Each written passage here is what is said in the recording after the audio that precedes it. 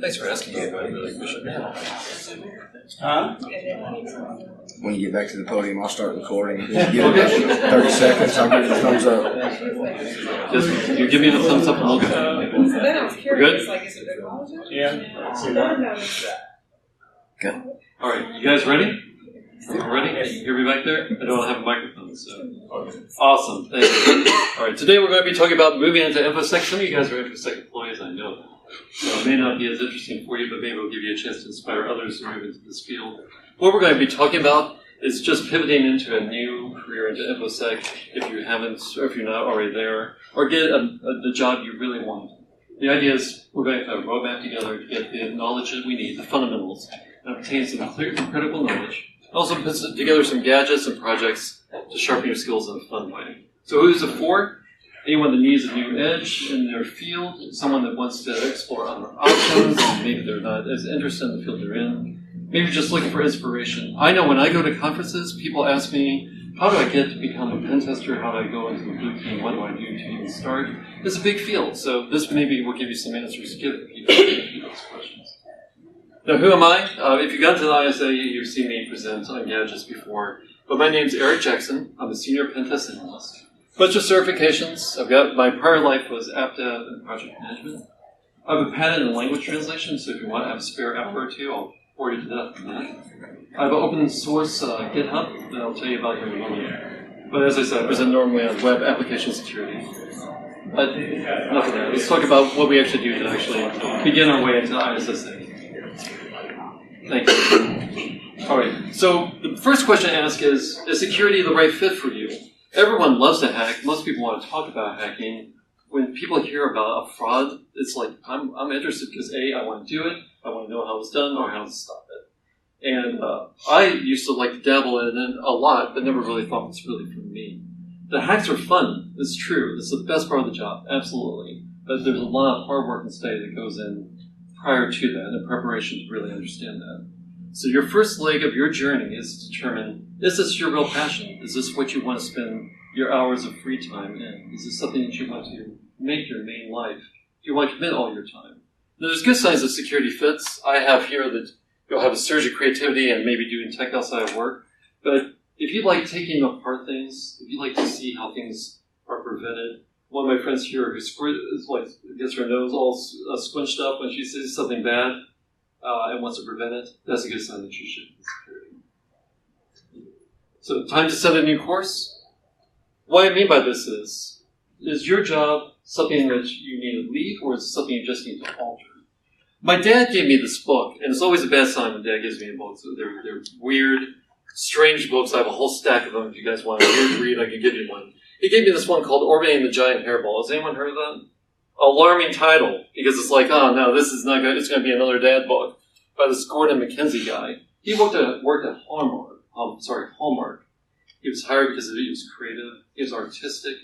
But like most of us, when we start a job in corporations, they don't really want you to show those things. They want you to kind of adapt to the myth of the corporation you're in. So the things that got you in may not be the things that are highlighted when you work there. His idea was that hairball is a policy, procedure, conformity, competition, focus on title that people don't like. Orbiting is taking the originality, the nonconformity, the creativity, and the innovation that actually got you the job, and actually find a way to work into that without actually getting bogged into the hairball. His idea is you orbit it.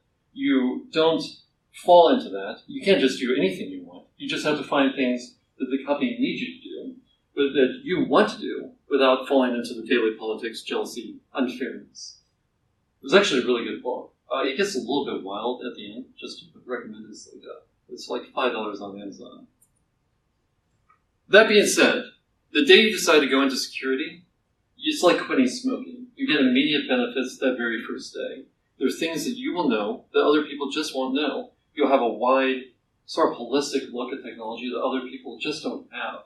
So you're going to see that you're valuable just from the day one. When you first open that very first book, you'll have things that your team just doesn't have. What might be boring beforehand will now also be beneficial. Did you know in the 1980s, if you were a spy, one of the critical skills you had to know was how to plaster a wall. I would not want to plaster a wall if someone could get in my head. But why would you need to know it? If you plant a bug in an embassy, especially an old embassy, you're going to have to put it on the wall. And what are you going to have to do? You're going to have to plaster it up. They had a journeyman that actually watched agents plaster walls. If they didn't do it right, they knocked it down. I learned plastering walls with plant bug. I'm not going to learn plastering walls just for the heck of it. So when I was a developer, if I had to talk about another framework again, I thought I was going to lose my mind. If I talk about framework and I see there's vulnerabilities, there's things that I can work around, there's things that people need to know, well, that's something interesting. And now I can actually really enjoy things about aspects of my job that maybe I didn't before. Now, are you too late? I had a friend of mine that told me, it's too late for me, I can't get into InfoSec. You absolutely can. It's not too late to actually start incorporating this in your job now or look to a new job. So how does InfoSec look in the future? This is from Bureau of Labor Statistics from last year to 2028. It's looking like a 33% projected job growth, which is great. Good candidates are always sought. And here's the thing, attackers just aren't going away. I mean, as we saw during the keynote, there's things like Target, TJ Maxx, Experian, was that the one that got hacked that suddenly they didn't care much about? But it makes people, CIOs, CISOs, very nervous, and they are always looking for good people. Hard to find good people, though. Job satisfaction, talk to any of my colleagues here, and they will tell you they love their job. It's you get to apply your knowledge and really make a difference every day. So it's really great. Have you guys ever been at a job where someone fakes their knowledge? And like you have some people that obviously don't know what they're doing? It's hard to do in security. Can't do it very easily. You're found out very quickly. So if you are a professional that can speak very well, that you can show demonstrable skills, you're going to be very, very happy in this job indeed. Now, when I talk to people at conferences, they almost always say, I want to be a pen tester or I want to prevent attacks. Those are just two of the security jobs that you can do in this field. There's a whole bunch more. I got this all from SANS, and it actually went down several lines more. But there's things like Threat Hunter. You can actually assume that your network has been hacked and start finding the people that have actually attacked you. Or forensics. Or incident responder, would I recommend that your career be that all the time, but that's a good place to look into. Malware analyst. That's a really great job that if you have any interest in that, people are going to want to talk to you. Disaster recovery and business continuity analyst.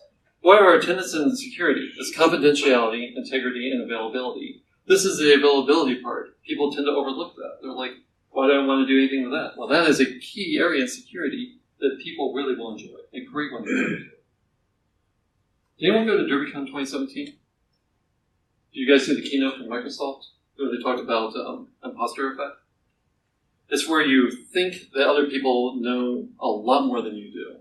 And I love the fact that they brought this up. They just hit it head on because I think this is a thing that happens in this field a lot. You think you don't know what you're doing or you can't do what other people do. And the truth is just not that. If you watch a good Mission Impossible movie, there's always people that have overlapping skills. And that's what you're looking for. The idea here is, though, that you should hit it head on. I have this theory there's just a lack of confidence in this arena. It's very easy to talk yourself out of success and say, I'm not going to be able to do this. It's I put it here as a lobster pail situation. If you put a bunch of lobsters in a pail, I've not actually experimented by this, the lobsters will pull the other lobsters into the pail. You don't know if that's true? Sure, I hope it's true. I've heard that over and over. Have you seen it? Yeah. All right, cool. Phew. So, that happens all the time in our lives. And I think you've seen that in your own careers. Thinking that you're not worthy or can't do it. When I was an app dev on a particular project, it was a project that required 12 people. And it was in development. So if you're in the development team, you know that the actual amount of people was 3, right? And it was 2 releases. One person got fired, so the other person had to go to another release. So I was on the release as the person leading it, developing it, and presenting it. Working late nights, miss my family all the time. I was out, like the only person in the office looking out the window going, something's got to change. I just can't do this every single day. And I wrote down 3 things I could do. And InfoSec was number 3. Like, I actually had meteorology, which I had no business in, as number 2. because I just didn't think I could do it. It's very easy to talk yourself out of success. My brother, God bless him, was one that really pushed me in this field and kept on saying, you can do this. Kept on giving me projects, cheerleading me all the way. You guys don't have the benefit of my brother, but I'm just telling you, you can do it, and it's worthwhile. So meditate on your path for a day or so, that's what I did. And then commit to your course of action. And then just keep discipline and move forward. But the main thing to remember is no matter what, this is not wasted time. Security will benefit you no matter what you do. That being said, once you choose to go into security, you sort of are officially a spy. You have to consider operational security immediately. So what I mean by that is you have to seek out the people in your field that can help you, your allies that will be beneficial to you, people that will be realistic and assessing you. They may be people outside your field, and they probably should be. People, though, that are supportive of your goal. I know this sounds very Oprah, but just the positive people that are very realistic. They may be in surprising areas. Some of the people that benefited me are people I was really not expecting. There are those that will not want to see you succeed, though. And they are for different reasons. There's a bunch of ego in this field, sometimes, not with everyone. And there's competition, and some people in your team just may be afraid of losing you. So you'll have to keep it kind of on the down low. I was surprised to find this out. It only took me, 40 years to find this out, but some people find knowledge competitive. Didn't know. That was a real surprise, so just be aware of that. I do recommend learning somewhat in secret, not fully. You don't have to close the blinds and put on your hoodie. Share with your allies what you're doing, but and does this mean, Erich told me not to say anything, so there's this support call, and they're talking about networks, I've been studying Nmap, I better not say anything. No, definitely demonstrate your knowledge, but you just don't have to tell everyone. Everyone studying security, if they see you suckers later, that probably won't work out very well. Keep plans to yourself, because you don't know where this is going to take you. I don't know if my colleagues know, but I was actually really confident I want to be on the blue team, which is kind of hilarious if you know me, because I really don't belong there. So keep your options open. You don't want to commit to one path and have people hold you to that. All right, so let's talk about how we start down the path. We have to do one of the hardest things ever, which is willingly become a beginner. I hate doing this, but it's the only way to do it. And you have to determine your gap areas.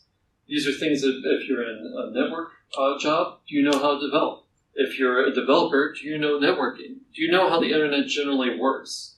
Do you know any scripting languages? Like if you're a Python programmer, have you worked with .NET or vice versa?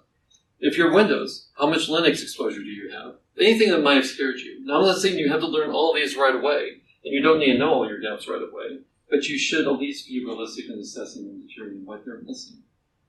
Then you need to create a repository. It can be a OneNote, it can be a physical notebook, whatever it is. On your first page, just write down those plans of what you need and start making that as your map. Then put your notes afterwards. But how do you find those gaps, the areas that you're missing? Well, I talked to several people in InfoSec about how they found their knowledge. And there's different ways of doing it. I've listed them all here. I've given sort of like my own names, but the college method. A lot of times when you start out in college, and at least in liberal arts, you don't end up in the major you think you did. Some people go in and say, I think I want to be an English major, because that's all they've been exposed to. They take their first anthropology class and like, wow, that's where I belong.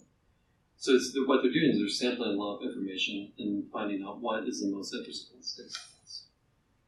There's the exploratory method, finding something you don't know at all and making that a full project and really exploring it in depth.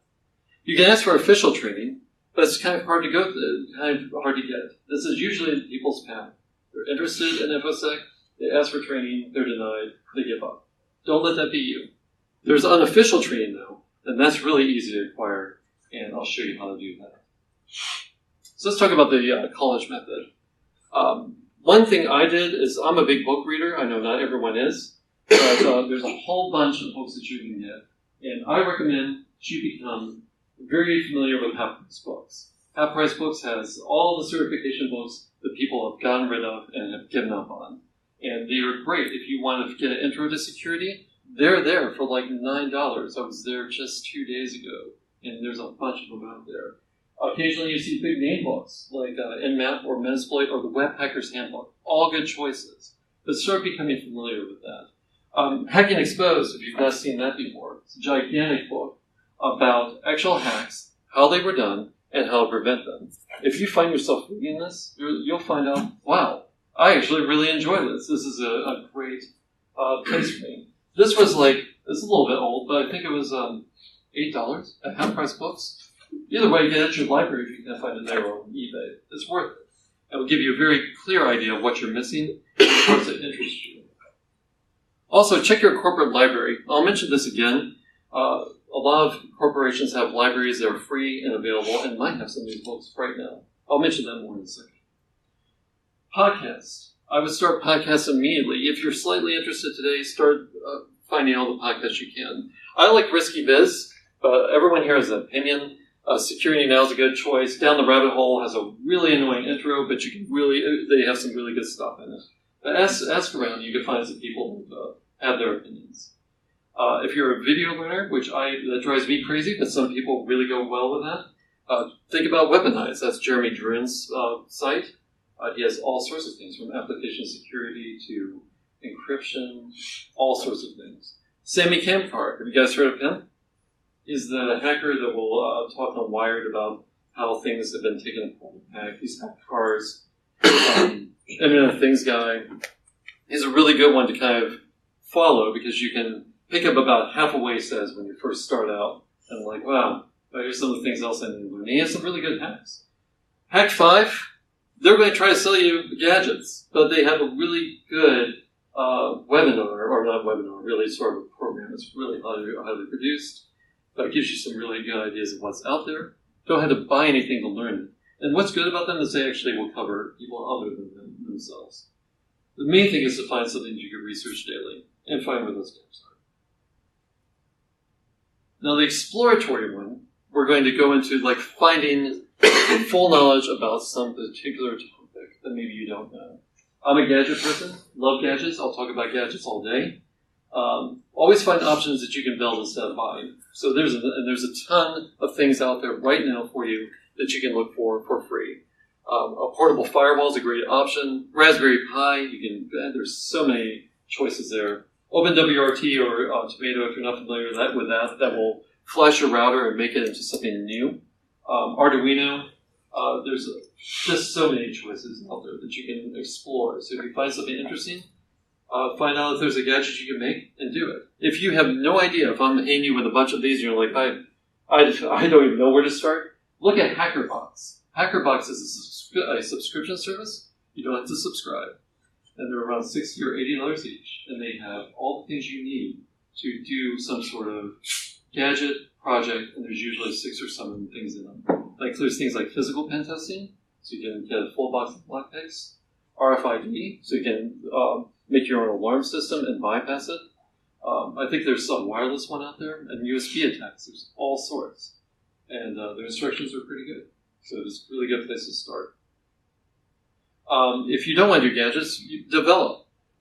If you found that you really like InNet, people have created so many places in InNet. There's no reason for you not to do one just so you can learn it, though. The idea is just to invest that time into yourself now so you can learn a little bit more. Now, I want to apologize to you on this one because there's going to be a night, if you do this, you're really going to hate me and really, really sorry. Because it's like you'll have that moment where it's like, I am so frustrated, I cannot figure this out. Why did you send me down this road? Now, I'm a dad, I'm about to say a dad thing. That frustration is a gift. It really does help you because my portable firewall project I've listed here, I absolutely hated every moment of it. I use every bit of it today, which sounds crazy, but it's why I'm good at networking now, because I was able to figure that stuff out. And you actually obtain real and demonstrable skills. Let's talk about work projects. So here's a portable firewall. I like this one a lot because it's a gadget you can kind of put something in your pocket. If you go to a hotel, you know that people can listen into your traffic. If you're concerned about people getting into your devices, especially after what you heard upstairs, the portable firewall, what it will do is you can hook it into an Ethernet or into Wi-Fi for the hotel's router, and it will protect any nasty traffic from getting in. You also can VPN out through it. And what you're doing is you're buying a $30 router, flashing it, and programming it with all this additional stuff. What you get from that is networking. Is anyone really good at networking here? Yeah, so good. Networking, if you don't know it, this is a great place for it. If you'll need to learn about VPN and certification or certificates for your later work in security. This is a great place to learn about it. Linux, if you don't have any exposure, this is a very gentle intro. And you get a gadget. That's nice. A Dropbox. Dropbox is, I really like those. They're very James Bondy. You use just a little bitty device. You waltz into a target, plug it into the router with permission, of course, and it would dial back to your home box and send out all the information that you want, or maybe you use it as a way to get a foothold into an organization. You get even more Linux. You get more networking, but you also get exposure to things like encryption, a bunch of attack tools, and you get a gadget out of it. It's worth the time. And you start collecting gadgets. My whole drawer full of gadgets is huge. I have plenty of them. Now, if you know me, you're going to probably say, you're saying buy everything in Hack5 now, right? No, they make it way too easy. Find something right now that makes it where you actually have to work it out. And then after you do something really great and you feel really good about where you are in the security world, use Hack5 gadgets to reward yourself. That's at least what I did. When I got my security plus, I bought my pen. So. Now, official training. You can ask for it, but you have to be realistic. Know the boss's mood, know the budgets, kind of assess your realistic chance of success. You may not get the class you want. You may sign up for a SIM class, find out you're suddenly an SQL manager developer's course. So be aware. You may not get what you want. You also may be questioned a lot, or detoured, or pigeonholed. You said you were going to be blue team, you're going to be blue team from now on. You don't want that. You don't want this to be your only avenue. I do think other paths are more fruitful because you get to apply things at your own pace. You get to do things that you want. And maybe if you're exploring, I don't know, forensics, and you say, this isn't for me, you can yourself say, I'm done with forensics, I'm moving on. And you have flexibility. Now, the unofficial training, and this is something I really was excited to tell you guys, is often available to you right now. I bet almost every one of you, when you go back to your job and look on your internet, you're going to see a product that's sold to almost every corporation for e-university or e-book library. This is often free. It's often rarely, I say sometimes, it's nearly always rarely used. And you will find full books that you can find, including Nmap, Metasploit, Wireshark. It's all probably there if you have the same product. You'd be surprised what's there. A lot of times there's certification courses for free that are on there. There are video courses that will prep people for certification. If you want a free option, here's your free option, and go ahead and use it. As I said, no one even needs to know that you've done it. Not that you're trying to be all super stealthy about it, but you don't have to answer to anyone. You can move around and have that flexibility. So.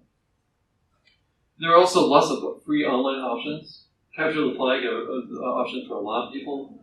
Gruyere is a Google Web Application Security training. Not the best one to start out with. Hack the Box is a good capture the flag, but those are some other options you can look at. Sign up for security webinars now. Black Hills had a great webinar recently where they're actually putting together a card game based on different security products. Did you guys hear about the World War II thing where they had silhouettes of planes on the playing cards? So they could identify planes while they were just playing radio games. This is the same idea. You're playing a game, you sort of accidentally learning about all sorts of security products. Really good idea. They're going to make it available, I think, next month. But you wouldn't know about that unless you signed up for their security webinar. So start doing it now and sign up for as many as you can. There's a whole bunch out there that are free. I don't mean it's commercial, but join ISSA if you haven't. It's a really good place to connect with professionals, and you learn about all sorts of stuff. I just presented on web application security just, I think it's 2 months ago. Find relay communities. Anyone here familiar with InfraGard? Good. Of course you are. InfraGard is the FBI's outreach. Who wouldn't want to be part of the FBI's outreach? I love being able to go there and say, sorry boss, I gotta go. Got to go to the FBI. So it's a really good one to go to. Really recommend it. And it's free. But we have time to tell you something about the FBI part here at the end. So let's talk about now narrowing your question, really making it where you really understand and get marketable skills that you can really apply and get yourself ahead during that first interview. Here's your day at the window where you've just had enough. Here's your foundation for about 6 months, give or take, where you're exploring and you're learning. The rest of the 6 months is going to be finding that right fit, finding a way to take what you've learned and really find what suits you and apply new skills to it. So you should have a general idea of what you kind of like. Maybe you found compliance, red, blue team, secure development. We're going to take that and sharpen it into real skills. 6 months, though, seems long, right? I'm not saying it's exactly 6 months, but you want to know that if you're making a career change, if you're actually thinking about going into one of these areas, you want to meditate on it and make sure you're making the right thing. You don't want to find yourself in a new field and go, well, this is not what I expected. You want to experience it a little bit. But your mileage may vary. You may decide that red team's for me, and I'm going to jump right in. So, somebody on your team, chances are, has something they want to get rid of right now, and it is security related. Every development team I have been on, and every development team I'm familiar with, have people that have these items, and they would throw a party for you if you took any one of those. And here's the great thing. They're all security related. Security remediation. Most development teams do not want anything to do with it. Business continuity. Operational readiness. You want to see a bunch of people run out of rooms screaming? Just mention operational readiness. Firewall coordination. Anyone like firewall coordination? Not really, but it's a great way to become a security practitioner. What's a security practitioner? Someone's putting security in action on their daily job. These are all security jobs. Even if you're not going to have an official InfoSec job title, you now have experience in it. When I was in AppDev, I took on all business continuity, and people couldn't give it to me fast enough. And it was great because I was able to study for my tests at the same time and put to practice what I had learned. And I didn't like business continuity before I went to security. As I said earlier, I really liked it once I was actually able to put my parts into place. So yes, recommend it. They'll take you out to lunch. You should have them take you out to lunch too. Get something else extra from it. Find presentation opportunities. You know, here's the thing. I don't actually like presenting a lot either, but it's a really great way to demonstrate your skills and also learn a lot in the process. And if you're first starting out, it's a good way to establish yourself as an expert, at least on your team. Related to your job, fold in security, but it doesn't have to. Maybe you can talk about Wi-Fi security. Maybe you can talk about phishing and the importance of that. Things that they will find useful. The great thing is everybody wins. You become the expert, and those painful things are taken away. The company wins, and you win. So it's a win all the way around. Really great thing to do. Keep creating. Also, one of my colleagues, who I'm presenting with later, says that the best currency you can carry is give back to the InfoSec community. So get experience in InfoSec now. Find a GitHub project you can contribute to. There's a whole bunch of them. They're not all code. Some of them are project plans. Some of them are ways to make a gadget. Some are just lists. So start doing that. Make up your own gadgets and projects and post them. Contribute articles, posts. Even if you're brave, answer on Security Stack Exchange. Though I wouldn't, because man, those guys are mean. You know, that might work for you. You can volunteer your time. I would be careful on this though. Has anyone heard about what's going on with Coalfire right now? Coalfire, the security group? This is a group that does auditing and pen testing. They are real pros because they really know what they're doing. If you audit, you know that you're going to cross your T's, dot your I's.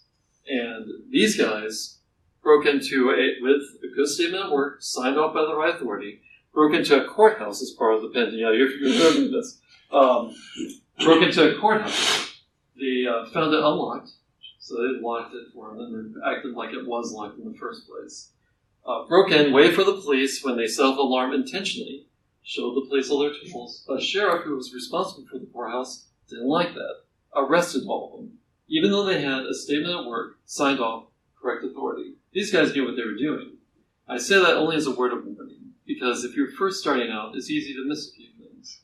You may want to be careful how you volunteer your time. So don't say, like, hey guys, guess what? I'll break into your building, just give me a signature. I would recommend that right out. But there are things you can do if you find the opportunity to volunteer. Just very carefully. I have an asterisk here. You'd be surprised how many people do not know how to set up a GitHub.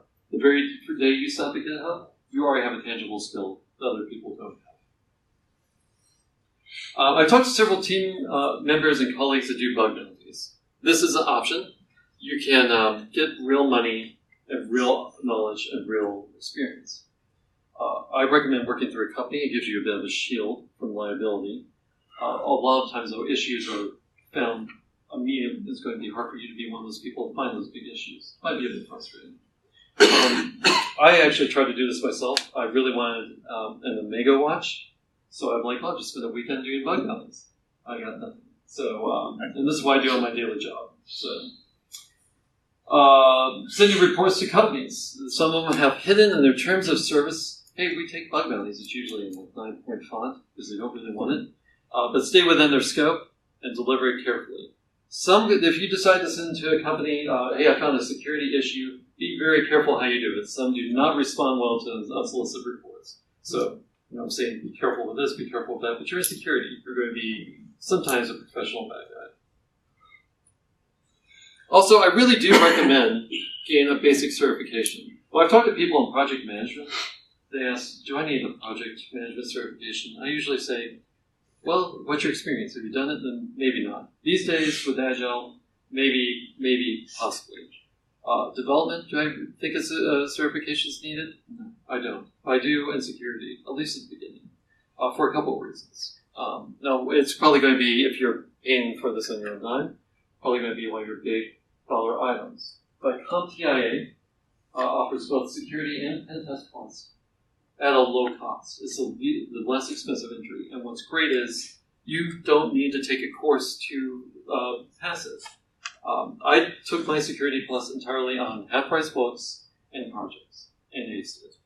Is it an easy test? It is not. If you don't know anything about security, and your first learning is going to be a challenge. But it's worth it, and it will prove to yourself that you've done it. And it will show to others you're serious about this field.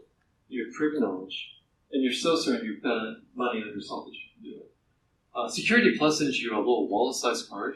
I still have my wallet-sized card because I love it. It's just been so much to me.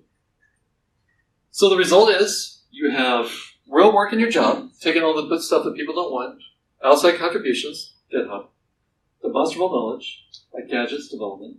Maybe you volunteered, maybe you certified. Either way, if you interview now, we'd want to talk to you with these kind of things because it really shows that you're interested. Jeremy said recently, I don't know how any of us could have gone to InfoSec if we were fully qualified. Exactly. So we're trying to make it, you can be a person that shows a passion about this field and shows that you're interested. It will get you the right way, and also you'll know very quickly if you really want to do it. Also, one of my team members, and thanks for this, said it was a great awareness of self-accomplishment, and she was absolutely right. So let's talk about measuring success and seeing where you are. At your point, you're probably doing a lot better than you think you are. But when you listen to podcasts, when you read books, are you completely lost? When people rattle reports, and you're like, don't know what that's about, or are you like, I'm actually keeping up to date. I understand what's going on. Do you feel underwater, or do you feel like you're kind of swimming? You don't have to be perfect, but you feel like you're still going on. Get a reality check from some of your allies. That's why I think honest, good allies are great because they'll tell you if you're full of it. But have them tell you, here's what I'm doing, and we'll say, I think you're doing this, or you should do this next. The key is to keep finding those gaps, though, and continue to practice both what is fun and not fun. And I say this is important, to revisit what you found confusing initially. Go back, because you might find that it wasn't, or it isn't now. I did the Google Groyer training, I think 6 months in, and was completely lost. Web application testing. And it was frustrating. But I revisited it after about the 8th month mark. It was well worth it. So that's what I do now. So definitely look at it again. You also need to ask yourself, Are you still enthused? Or is it just like, as I said, everyone wants to be a spy, you're forcing yourself to be a spy when really that's not meant for you. It's okay if something doesn't fit you.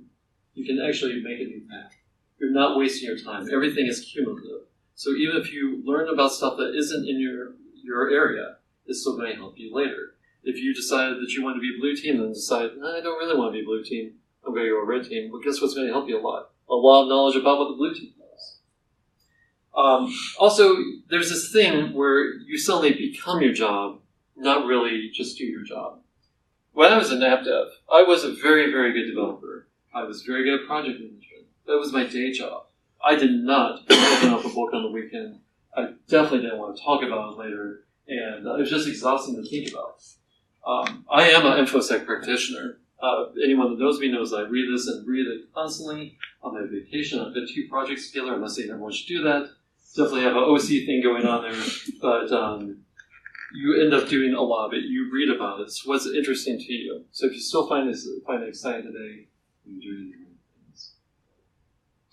You should also maintain the super spy, secret agent OpSec. And what I mean by that is you don't want to show off, even though it will be so tempting, that first lock that is picked, that first exploit, that first web app. If you're a ham radio operator, and I know I'm dating myself by saying that if you're a ham radio operator, you don't tell everyone you're a ham because anytime someone has their TV go slightly wonky, they're going to blame you. When I tell people what I do now, which I'm still struggling, the best way to tell people what I do. If I say I'm a professional hacker, they'll immediately check their wallet, which I find hilarious because it's like, it's a physical test. I wouldn't be able to do that. But some people just get really nervous about it. So just be careful. Keep it in the family about what you're doing. Do take a picture, though, of your first exploit. I took pictures of mine. Still have them. And, at this time, it's probably a good time to share with your manager. My app dev manager was shocked to find out what I had been doing. And at that point, it was like, well, I've already learned it, so there you go. Placed it on the resume, and it was great, at least at the very minimum, for their reaction. So we'll definitely hold on to that. Take a picture of that, too. If you guys take a picture of your manager when he finds out, I'd love to see it. Yeah, I wish I had. Stop, and as you go on, don't rest. We've reached our goal, right? So we're year in, keep moving it forward. You have to keep that continued self-investment. I've been in this field for a long time. I remember Visual Basic 1, and Visual Basic 1 said, your controls that you bought here are a bunch of toys in a toy box. It wasn't really true, but you can make your InfoSec toys really interesting. You just have to make your work fun. It's a way of constantly moving your knowledge forward. And continually find what you don't know. Just recently I'm rooting an Android phone. If anyone has rooted their Android phone, let me know because I'm having trouble. But constantly find a way to push it forward. And find ways to apply it at work. I wasn't a D&D guy, but I understand that there's a magic user, right, that has to read a spell book every so often to keep the spells up. Is that right? No D&D people? Come on! We're in InfoSec. There's got to be someone here. I think once a day. Once a day! You said that. No, I thought it was once a day. Well, it's sort of the same thing, but you don't have to do it absolutely every single day. But you do want to keep your skills up. You don't have to constantly study it, but you're probably going to have books with you. Conferences. Consider going to a conference that may be on your own vacation and maybe something you pay for. I went to DEF CON last year. It was paid for by me, and it was definitely worth it. And I got to see the Grand Canyon, which was awesome. And you get to experience a lot of things in InfoSec you might not have. Also, you get to kind of see what other people are doing, and you get to meet a bunch of people that are in your field. Also, at this point, you have a proven record for a year. You have knowledge that should help the team. You've taken on operational readiness.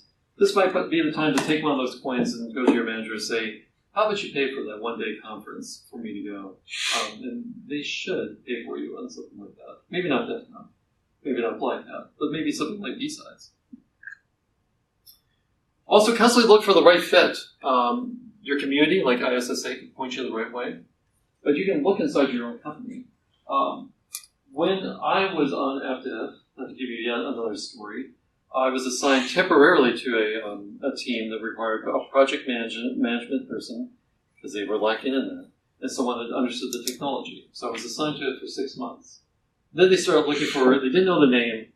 I think they wanted to call it a security evangelist. And they were like, let me be a security champion. I'm not known to go to bosses and bosses' bosses and bosses' bosses and say, you're not going to find anyone else in your organization that can do what I can do. Here's my experience. Here's what I do. You need me. And I've never done anything before. They gave me the opportunity to push the other person aside because they weren't actually very good at security. And I was assigned to that team.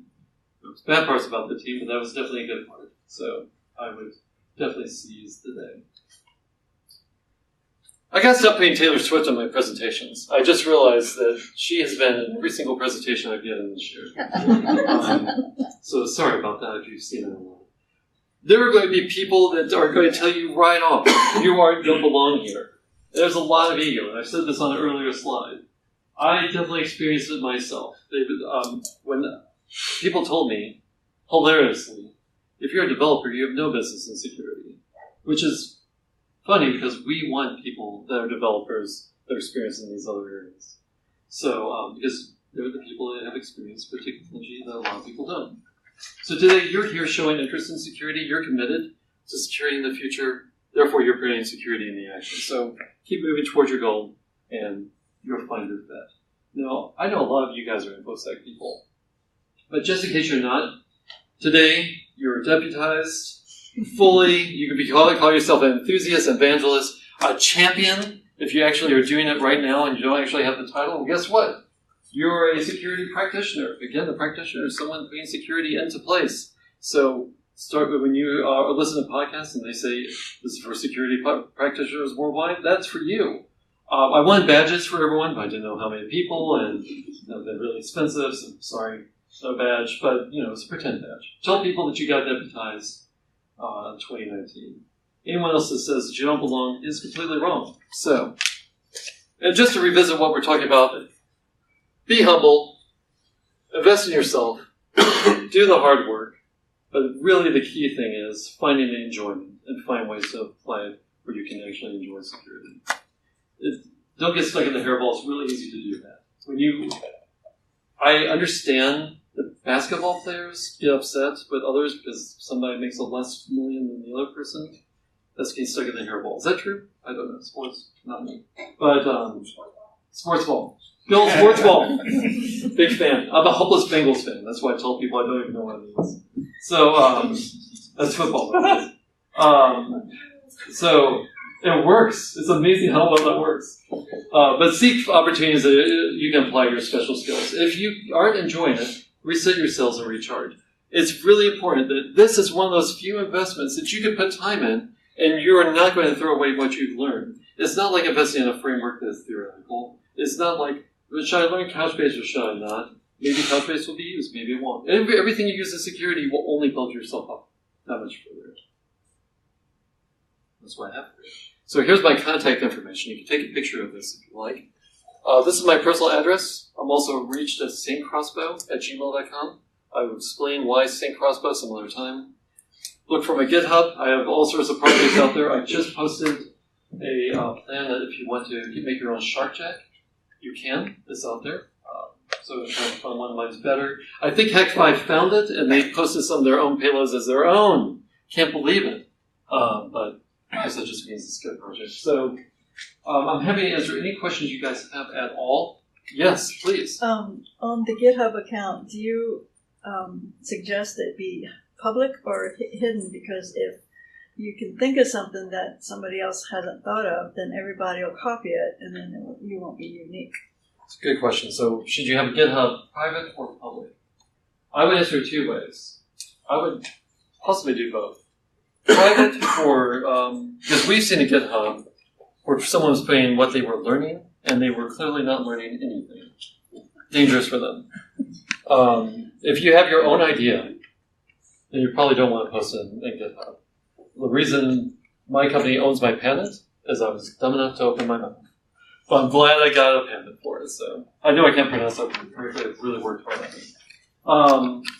For things that you think are beneficial, that can demonstrate your knowledge, definitely public. Even if you are giving away ideas, that's okay. This is good currency for you. You have to balance out how much money am I going to make from this versus will this benefit me and show my real experience? That's my catch. And also, Sure. I don't know if you have internet connection, but at our InfoGuard meeting, they talked about a national membership that was like $100 or $65, and it includes benefits. I don't know if you have time to pull it up to see. For InfoGuard? Yeah. I It's like a national one as opposed to the chapter. I did not bring up my. It's my something Wi-Fi. new. Yeah, but if you guys didn't hear that, InfoGuard 160. No, it's 65 to 100. I can't remember. There's Okay. 2 levels. So just go out and find out how to join the international InfoGuard chapter. Well, it's a national. I don't National. think Let's call it international. What the heck? it's. All right. Any other questions at all? Happy to answer anything. Oh. I used to have a job I did not enjoy very much. A certificate from the FBI that said, "Thank you, Erich Jackson, for your participation in Hispanic Cultural Heritage Month." And I know people walk by and it's like, "Is Erich Hispanic? What's going on with that?" And it's I had an FBI friend that involved me in a salsa dance demonstration at the FBI. I never revealed to anyone why I got that. I thought it was extremely fun. So, thanks for asking that. So, yes? Well, I just got to kind of toss on for those that are interested. We're going to talk about the certifications. So for in the DoD world, if you're wanting to like just basic level information security, your requirement is going to be security, at least security plus. Right, exactly. I'm glad you That's why mentioned it's a good entry level one to get. I totally forgot to mention that. I'm so glad you said that. Keep your continuing education credits up. Right. So DoD does require security plus. I forgot that in a lot of other government jobs. Yeah. So it's well worth your investment, right? Because you already have it. Right. It demonstrates that. Yes. I just wanted to say Cybrary is another opportunity. Oh, that's a good choice. And the only problem I've had with Cybrary is the amount of emails that you get to try and elevate your free membership into a paid career. I'm getting tons of that. And That's why we have Outlook rules, right? yes, Straight to the trash. You're going to want to learn those Outlook rules. So So another opportunity. I'll talk to you after the class on that, or the talk. What do you have? For the DoD, I've also heard that they really prefer like network admins who want to learn security and get the Security Plus, because the explanation was you have to know what it is you're protecting. That's true. But see, the thing is, like, that's why I really think you need to be well-rounded, because if you're a developer only focusing on development, you never look at networking. Most of the developers I worked at would never considered it. They would never, and if you, I say this a lot, if you want to see something really funny, ask your lead developer what a netmask is, and they'll just, like, blow up. So, like, you should. I'm serious, it would be real fun. But you don't have to be just that in order to get into security. You can, as long as you know general areas, because what's one of the best ways to get into a corporation is through their web app. And So, one more. sure. There might be projects with OWASP that if you want to be a developer that knows security to work on. I should have mentioned OWASP. Yes, OWASP is a great one to look at. So they have a lot of free reading.